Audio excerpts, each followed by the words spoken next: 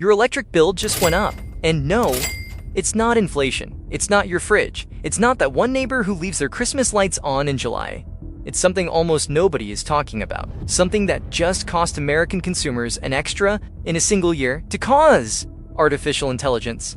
And here's the part that should make you sit up. Entire cities across America are now fighting back. Towns voting out their own sheriffs. Counties killing billion-dollar deals overnight.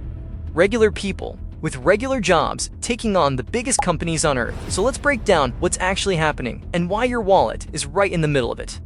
First, let's talk about what an AI data center even is. Imagine a warehouse the size of 10 football fields. Inside, tens of thousands of computers running 24 hours a day, every night, heating up like ovens and consuming enormous amounts of electricity just to stay alive. Now imagine hundreds of these warehouses going up across America. That's not a prediction. That's happening right now. Every time you ask ChatGPT a question, it can use roughly 10 times the electricity of a Google search. 10 times one question. Now multiply that by billions of AI requests every single day.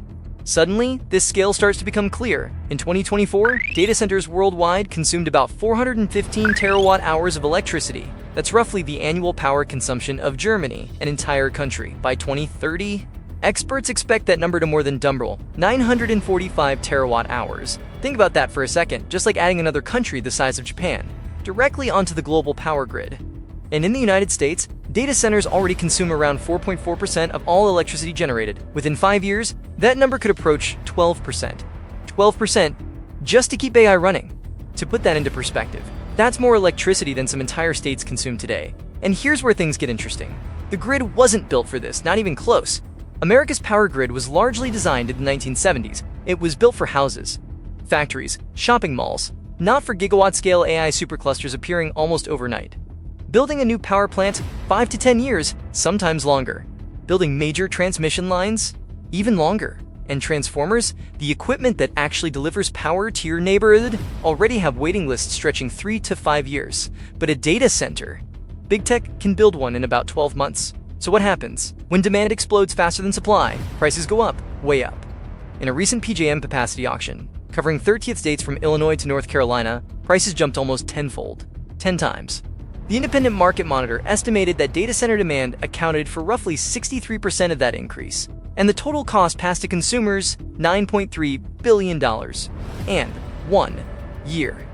That's roughly $20 extra in 1 on the average electricity bill in that region, for something most people never voted on, never approved, and probably never even heard about. And then it gets worse.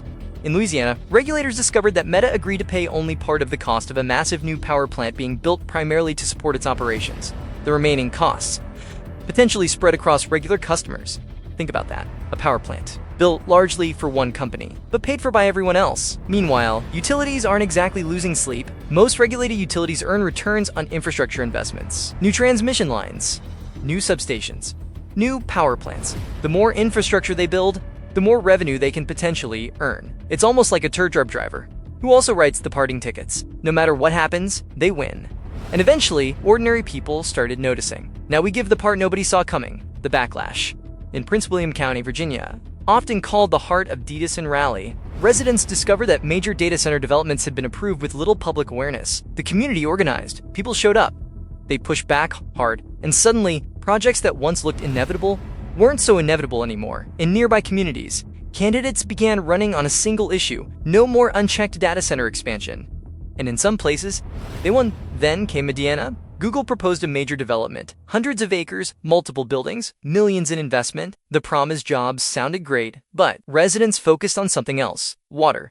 Millions of gallons every day. Suddenly, the question wasn't about technology, it was about resources, about priorities, about who benefits and who pays the price. And after enough public opposition, Google ducked away.